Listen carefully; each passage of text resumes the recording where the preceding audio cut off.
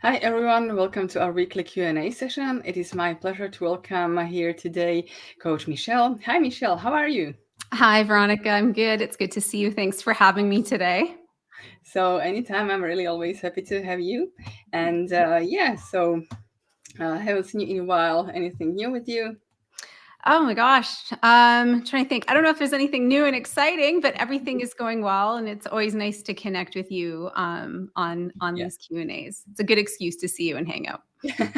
Yeah, exactly. I always like these Q&As because I can connect with the coaches better. Right. So yeah, this is really nice. Okay. Amazing. So actually, we have one question already from Okay.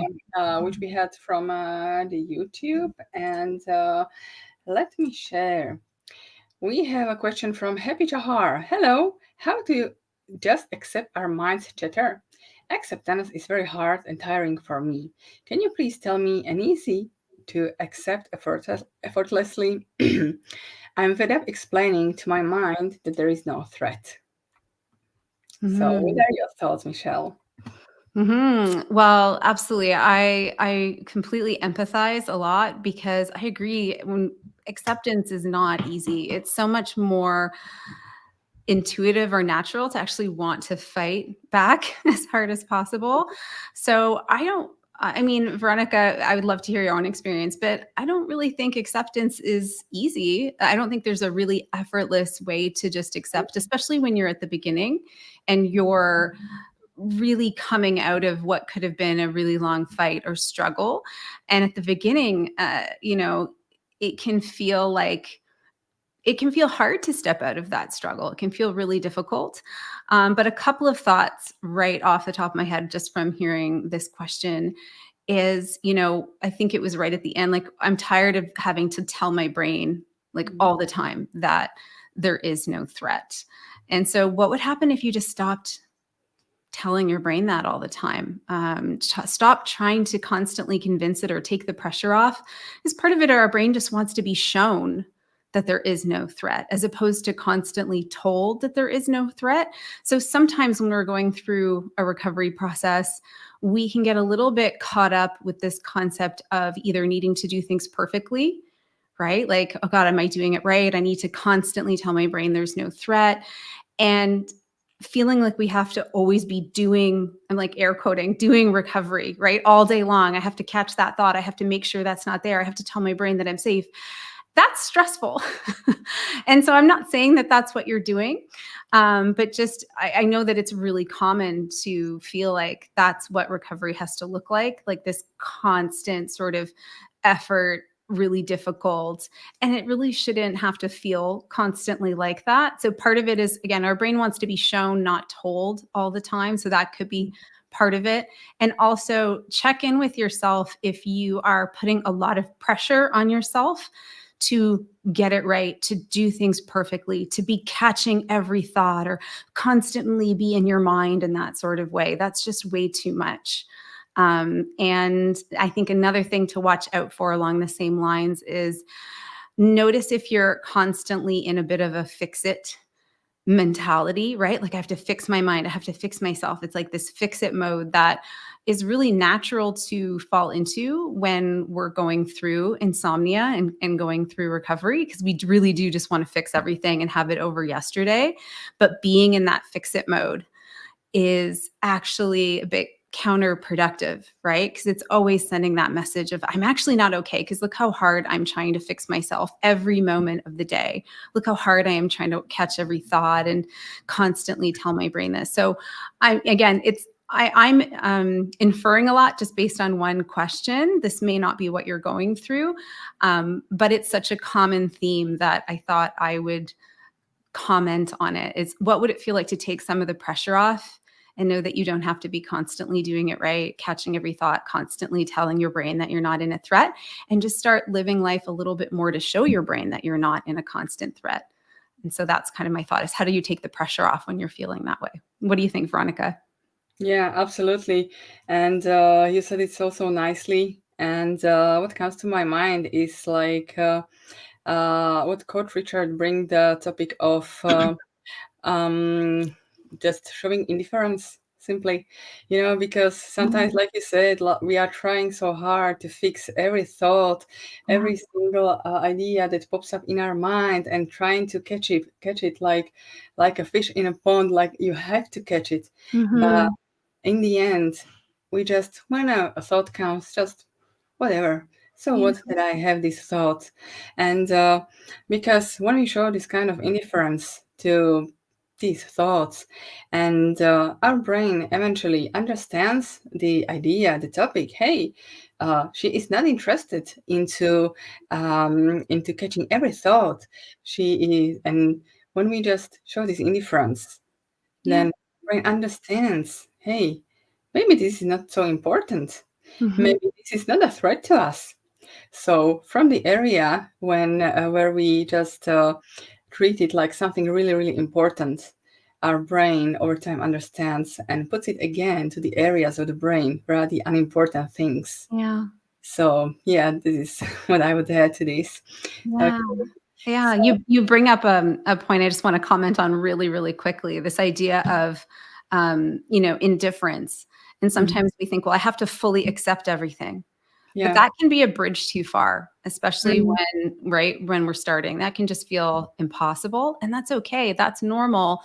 And so coming into even a place of greater tolerance, indifference, all of these things can be really helpful when something like full acceptance or surrender feels completely out of reach. That's okay. Accept those moments too. I know that's a little counterintuitive, but accept when you can't accept. yeah. Can you just maybe tolerate 2% more, something like Mhm, that? But anything you can do to take the pressure off. yeah, exactly. Mhm. So we have quite a few questions already, and we have a question from Eleni. Hi, Eleni. What should I do during hyperarousal at night? And is it normal to experience several days of progress and peace, and then several days of fear and struggle? It feels such a roller coaster. Huh? So common, right? So familiar. So, Yeah. what are your thoughts, Michelle? Right. So two different questions, right? Yeah, What do I do it with hyperarousal at night? And then also, is it normal to have that back and forth? Yeah, it's really normal. That's what it looks like for everybody. As we talk about speed bumps and how things are really not linear at all. And so it's really normal to go through what feels like peaceful days where not much is showing up. And then all of a sudden to go back into the whole insomnia experience. And that's really what recovery tends to look like for all of us. So I just want to reassure you that's completely normal. And each one of those moments when all the fear comes back and you're awake at night again, all of those, I know they're really, really uncomfortable and they can feel downright awful, but those are actually huge opportunities. And so in those moments, it's the way that we're able to perceive that and we're able to start responding to that a little differently to create a new experience around those tough moments. And that's what helps teach our brain over time that there's really nothing to be afraid of. So I know those speed bump moments can feel just like you're moving backwards or like a curse of some kind, but they're normal and they're purposeful. So that's my first thought here. Yeah. yeah, absolutely. And it really was an aha moment for me when you said, like, when you told me, like, the speed bumps and the moments of wakefulness, they are opportunities.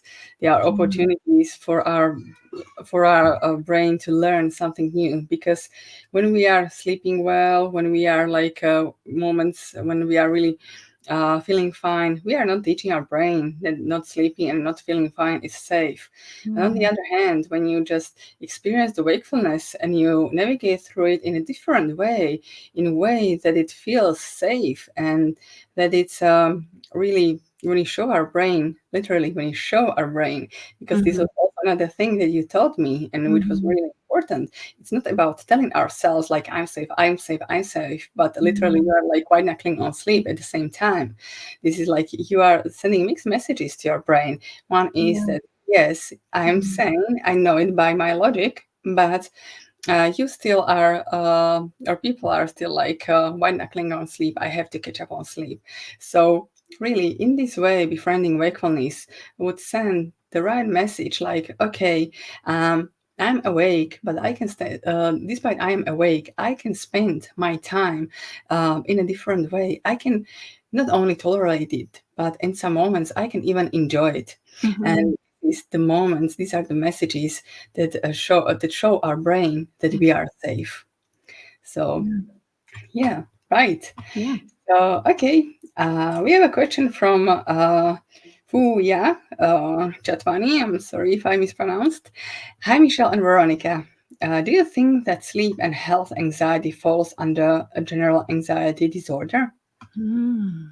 Good question. Mm-hmm. Good question. So, not exactly. So, if you think about it, general anxiety disorder tends to be when there isn't a specific topic that the anxiety is associated with. There can be several topics, or it could be several parts of everyday life. Whereas sleep, you could have a person, for example, who's dealing with insomnia and has lots of anxiety around sleep and has no anxiety in other areas of their life. I shouldn't say no anxiety, that's a bit much, right?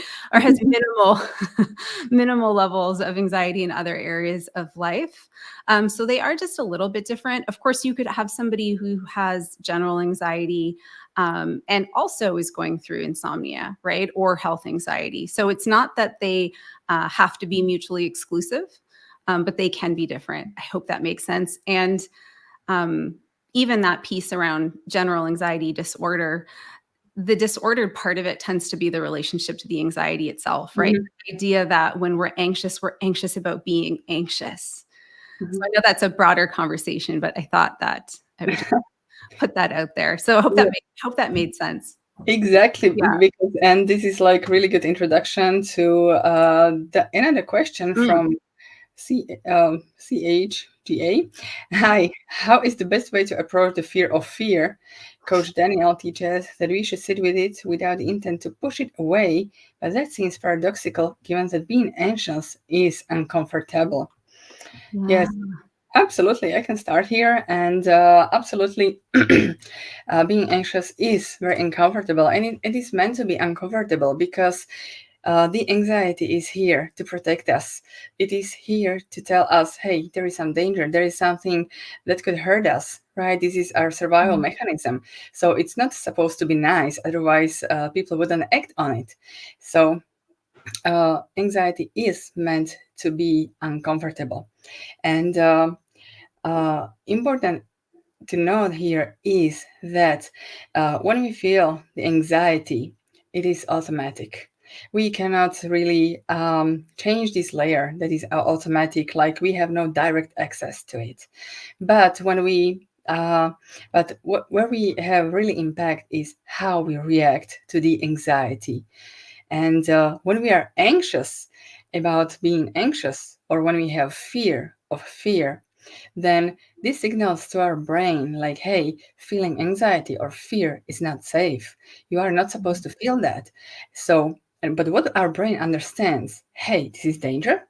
Okay, let me help you. I'm going to Mm. send you some more hyperarousal so you can either fight or flight this threat. So that's why it's important to understand too that anxiety is supposed to be meant. It's meant to be uncomfortable, and that's why when you sit with it, when you allow the anxiety to exist, then you send the message to your brain like, "Hey, feeling anxiety is safe. There is no threat. Yeah. It's completely okay." So that's why um, it's a very different experience when you just feel the anxiety, when you feel the palpitations, knot in the stomach, lump in the throat, sweaty palms. And people in the beginning tend to like really cramp around. They're like, oh my goodness, anxiety is here. What am I going to do? How long is it going to stay? I can't do anything when I feel the anxiety. But when you just allow it, when you not only sit with it, but go shopping with it, go to work with it, when then when you just allow it like, hey, I know I feel palpitations, but palpitations are safe. Lump in the throat is safe. Not in the stomach is safe. All of this is safe. Then Mm. uh, it will over time slowly dissolve, and these strong and uncomfortable symptoms will not be so strong and so persistent, and will not occur so often. That's why the goal is not to limit the completely anxiety from our life, because this is impossible. It is part of our human experience to have to experience anxiety, right? Yeah. Mhm. The the key is to allow the anxiety and to not feel as something not normal, just being a part of life, and just allow it. When we allow it, then we don't create another layer of struggle. I hope it makes sense. Is Mhm. there anything you'd like to add, Michelle? No, I think that's exactly it. That's great. Well said. Thank you so much. Mhm. And we have just a hi from Phil Rich. Hi, Hi. you are um, follower. I'm sorry. And also Aw. much love to you. Thank you. Yeah, right back. And we have a question from Ivana. Hey, do you have a community to chat with each other or no? Hmm. Actually, we don't have a community to chat. Like you can post a comment under one of the videos, but really, to if you want to be a part of the whole community, you can join our insomnia immunity program, and you will have many like-minded people there. Mhm. So, and right, and we have quite a few questions from Puya, and we can pick one. Yeah. Uh, Also, I'm currently having breakdowns almost every other day because I really, really thought that I had recovered from this because I was doing well. I moved on in my life for several months after job. But then somehow I again fell in the trap due to some health trigger, and somehow those thoughts that fear got triggered again. Yeah. So, what are your thoughts, Michelle? Very common, Yeah. right? Just Ah, speed bump. that yeah, this is really common, and I think the biggest challenge is that when something like this happens, we don't think it should be happening, right? So it's Yeah. all about the expectations we have around this, the perception we have around something like this happening. So it's important to normalize these kinds of moments. Even if, let's say, somebody feels fully recovered, it's possible to still have a moment where some things come back. We have a big let's say a life stress event happens in our life. It's possible for that to kind of shake up our systems a little bit. So I think you mentioned some health anxiety kind of triggered things, and that's okay. I think it's one of the you know misconceptions is that when we recover from insomnia, that we shouldn't experience any sort of anxiety, Mm, right? Or fear should just never be triggered again, especially not around our sleep. It should just never, ever happen again. And that is, well, one, it's not true, right? We're not recovering from insomnia, so we can completely get rid of all anxiety in our life or the possibility of ever feeling fear around something again. It's much more about changing our relationship, not just to our sleep, but to fear itself, so that if fear comes up again, well, and it certainly will, at least in other areas of life, because that's just part of life, that we're able to actually feel and move through and release, and it not become sort of the same kind of resistant struggle that it was during our insomnia. So I would just say, one, normalize your experience because it is very normal. You just went through, I think it was, a health situation that can absolutely trigger multiple fears in all of us. And it sounds like you had felt recovered pretty recently before that. So your recovery was pretty new and things are still feeling maybe a little fragile at that point.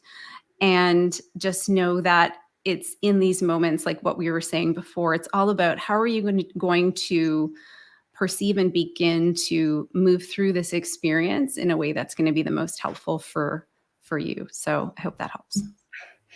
absolutely. So, right, I think we can do one more, right? Sure, yeah. We have just a thank you note from Awesome. CH. Such a helpful answer. Thank you. Thank you for being here. And we have a question from Leanne Cole. Hi, I've suffered with anxiety before the insomnia, and now learning anxiety is just a fear. I wonder whether to just keep facing my fear or medicating anxiety still while facing my fear of anxiety. So, what do you think, Michelle?